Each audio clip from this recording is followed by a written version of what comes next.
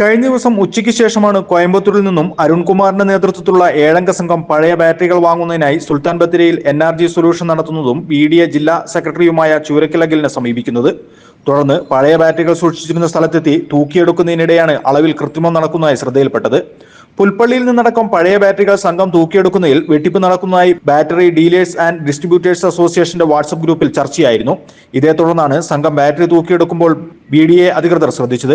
ഒന്നിച്ച് 10 ബാറ്ററി വരെയാണ് സംഘം ഇലക്ട്രോണിക് ത്രാസ് ഉപയോഗിച്ച് തൂക്കുന്നത്. അളവിൽ സംശയം തോന്നി മറ്റൊരു ത്രാസ് കൊണ്ടുവന്ന് തൂക്കിയപ്പോഴാണ് 12 കിലോയുടെ വ്യത്യാസം വരെ കണ്ടത്.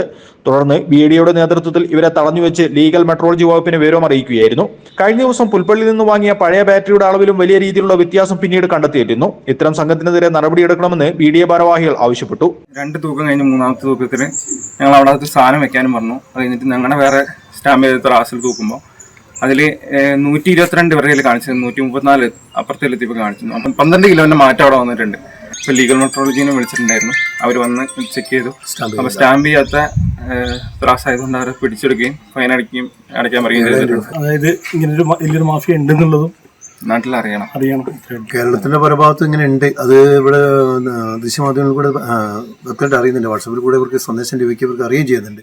തുടർന്ന് Sultan Bathery legal metrology inspector Lekhakumari, inspecting assistant Zubair എന്നിവരുടെ നേതൃത്വത്തിൽ ഉദ്യോഗസ്ഥർ സ്ഥലത്തെത്തി പരിശോധന നടത്തി.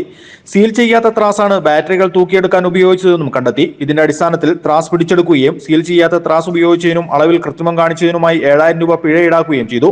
പിന്നീട് വ്യാപാരികൾക്ക് നഷ്ടം വന്ന തുക തിരികെ നൽകിയ ശേഷമാണ് സംഘത്തെ വിട്ടയച്ചത്. വയനാട് വിഷൻ, ബത്തേരി.